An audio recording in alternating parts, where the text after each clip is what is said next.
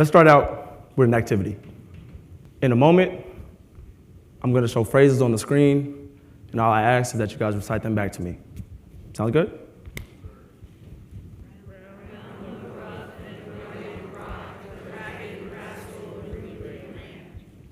Sounded pretty good to me. What about this one?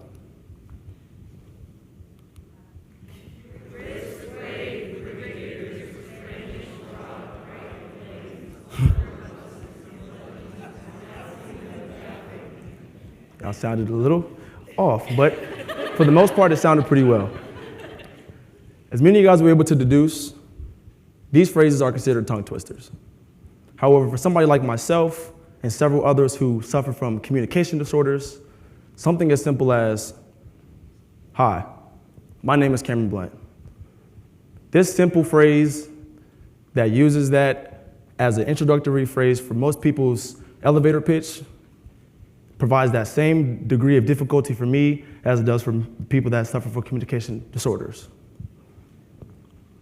These disorders are more common than you may have realized, as 5 to 10% of the American population suffers from a communication disorder. I'm in that 1%, roughly 3 million people of the American population who suffer from a speech impediment. But what is a speech impediment? Penn Medicine describes a speech impediment as a condition in which a person has problems creating and forming speech sounds needed to communicate with others. Now imagine yourself in the 5th grade.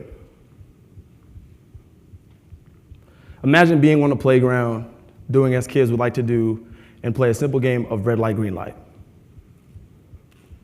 Now imagine having the inability to participate in this simple game, all because of the simple fact that you're not able to articulate the simple word red.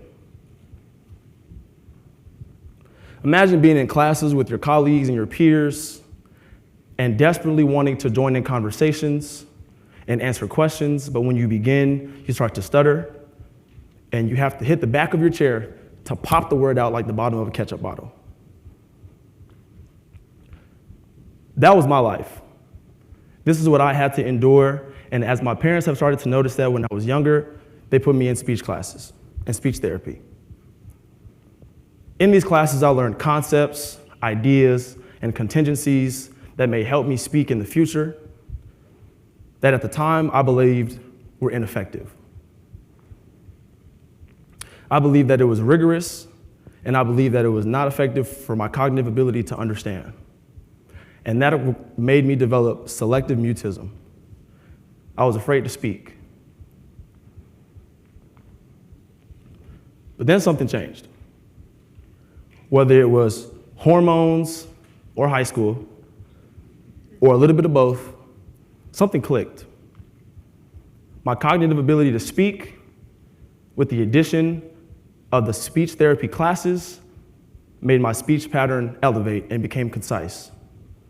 I was able to hold myself in places, in classes. I was able to raise my hand and speak first. I was able to hold conversations, build connections with others, and develop interpersonal communication skills. At that point, that's when I realized articulation really has power. My story is not an outlier story. This can be applied to everybody's life if you sit there and you have the cognitive thought about what this really can do for you. The first one being social interpersonal skills. Having the ability to build a social connection with somebody is detrimental to a human's development. Having the ability to build lifelong connections, whether it be relationships or friendships, will bring you to a place of happiness and prosperity. Not only that, but networking. Everybody's heard the phrase, your network is your net worth. Let me ask you a question. What happens when you have built up this network, but you don't have the effective ability to communicate what you need from them? At that point, your net worth is close to zero. Which brings me to connecting to opportunities.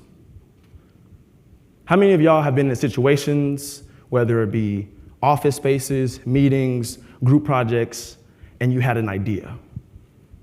But for some reason, unbeknownst to me, you didn't present the idea. whether it was fear of your idea being rejected or not having the ability to communicate that idea to others effectively to where you thought that it would be concise. Which brings me to why articulation is important. Because it is not only speaking, not only to be heard, but speaking to be understood. A well-known psychologist, Jordan Peterson, once said, "The most dangerous person in the world is one who is articulate." I'd like to challenge that for a moment. I believe that the word dangerous provokes a negative connotation that believes that people who are articulate are ones to be feared. I'd like to think that it should be more positive. I'd like to think that the power of articulation has the ability to inspire. How many of you have heard something from somebody, whether it be a motivational speaker, your friend, your colleague, and it moved you and it touched you? And it allowed you to sit back and contemplate on your own life and maybe implement these ideas and concepts into your own life and try to change your life for the better.